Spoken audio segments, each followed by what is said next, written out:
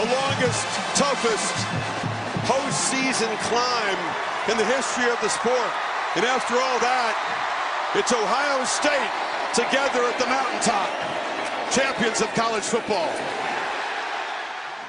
The Ohio State Buckeyes are coming off the 2025 national championship, a year where they really took the country by storm, where they blew out Tennessee, blew out Oregon, played a really, really tightly close game against Texas, came away with a win, and then were able to edge off Notre Dame for the national championship last year.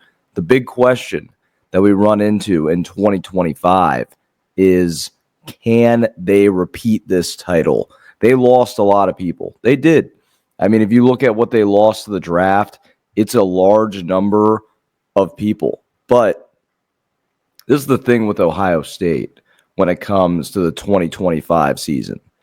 The two best players that were on their team last year, they're back. Caleb Downs, a safety that most likely will be potentially one of the best safety prospects ever to go into the draft, in my opinion, and perhaps one of the best wide receiver prospects that will go into the draft in 2 years in sophomore Jeremiah Smith, who could win the Heisman this year if everything goes properly. And I think when you really look at this Ohio State team, there are only a few questions, only a few that I see really hurting them and really impacting them. And it starts with the quarterback and the offensive line. That's really the only area where I see a lot of potential issues that could occur.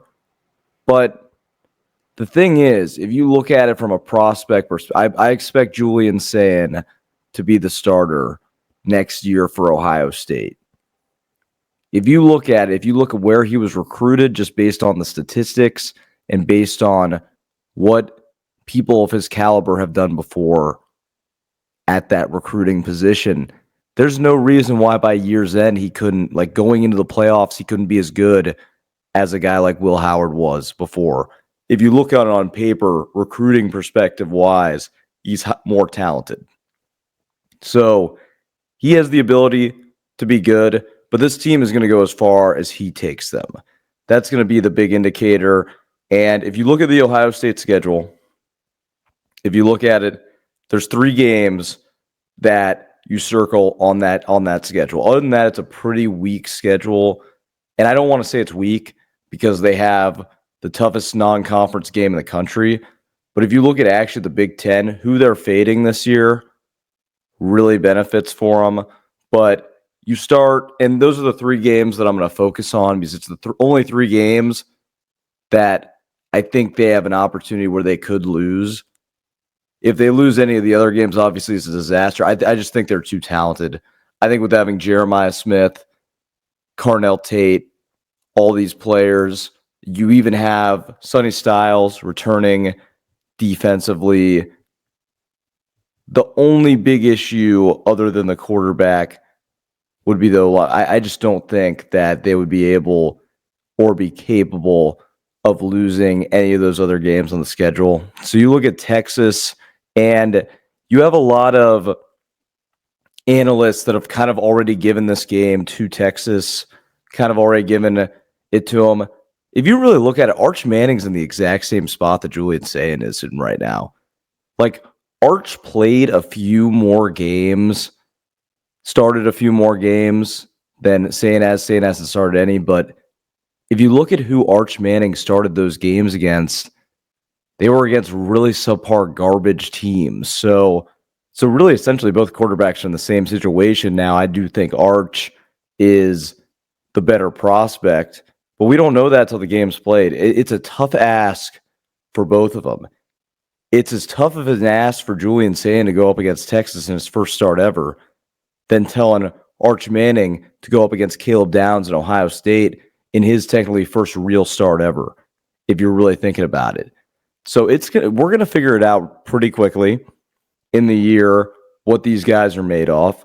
If you look at it, I think this is a go either way game. I really do. You look at it, it's at Ohio State. I think the top of our roster is better. I think the top of Ohio State's roster is better than the top of Texas's roster.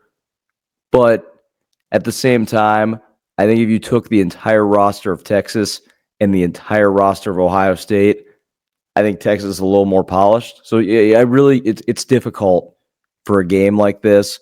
Ohio State's at home. Could see that game going either way.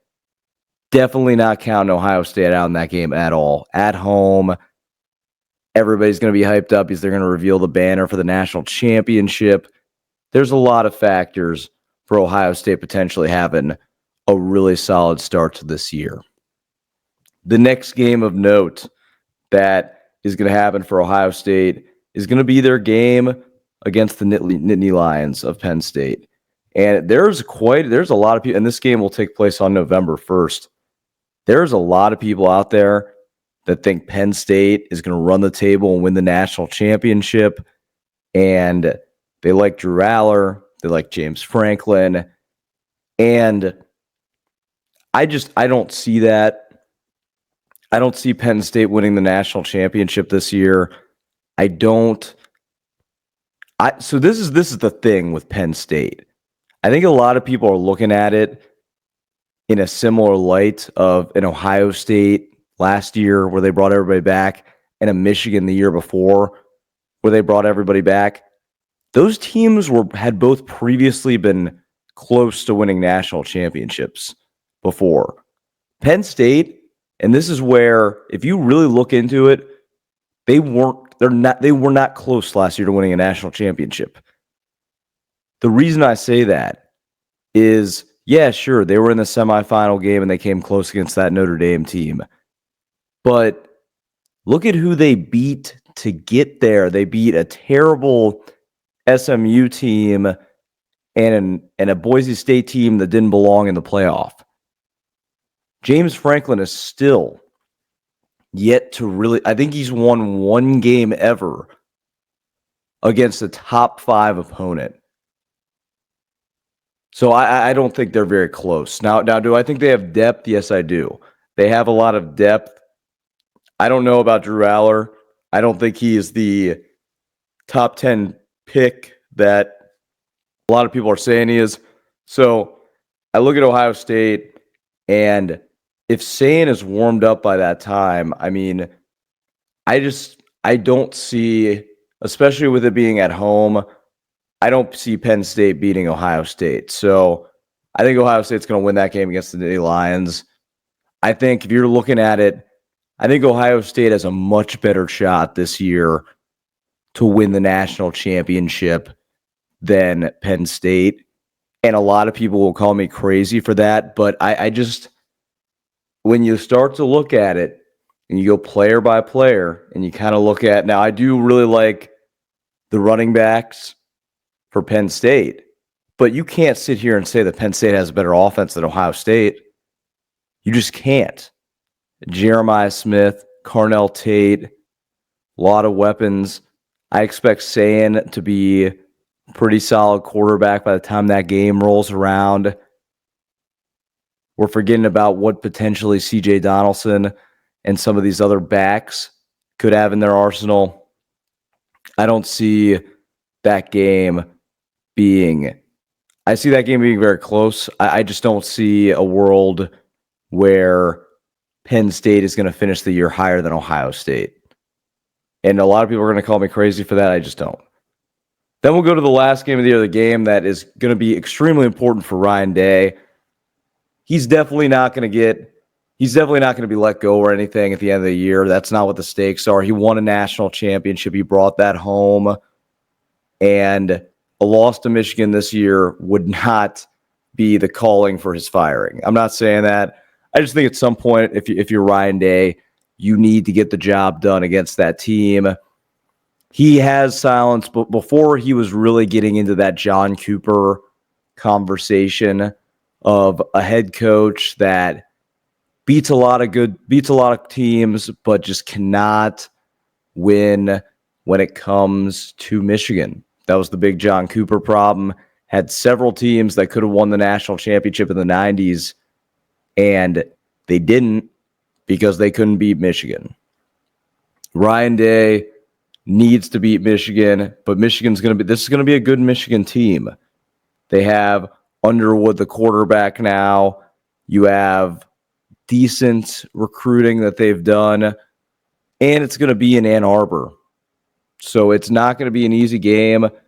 I think this game and the Texas game are going to be incredibly difficult games, but we'll see. I think Ohio State by that point, barring some serious injuries, should be a more developed team. If I had to give a record prediction right now, I would say, and I'm not going to give.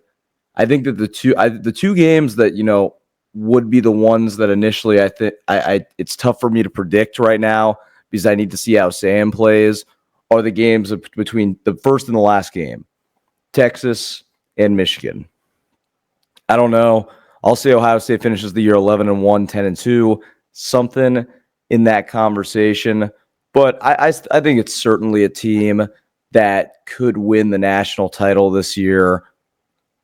As I look around college football, I don't see a team that is really exactly the favorite. Texas is a really good team if you look at it all the way around. But we have a similar question that Ohio State has, and they have a similar question that Oregon has as well, where you don't know how good the quarterback is yet. Oregon has Dante Moore, a guy that we haven't seen much of at all. So I think those three teams are the best, Ohio State, Texas, and Oregon. But I think there's a question mark at the quarterback for all of them. The one thing that I can see off the guarantee is that Ohio State has two dominant players that won a championship last year. That's what I see from this.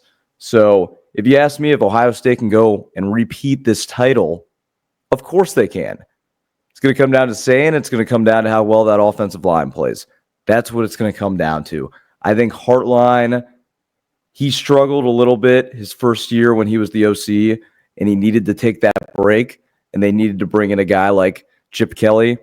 I think now that you've given Hartline a little bit more time to learn behind a guy like that, he should be a better coordinator in the process of doing so. So we'll see what happens with this team. If I had to give a record prediction, I would say 11-1, 10-2, somewhere in that range. I need to see how Julian Sam plays before I give an exact determination on what this team could be. The one big prediction that I'll make before this video, though, I do predict that Ohio State finishes better than Penn State in the rankings at the end of the year. That's something I'm nearly certain on.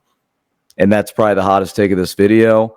But I just believe that pound for pound, they're a better team. But we're going to be covering Ohio State football on Donline Pro for the entirety of the year. Usually we'll do breakdowns on the bigger games. We'll definitely do a Texas breakdown and kind of run through about a week before. We'll also do a live reaction to that game.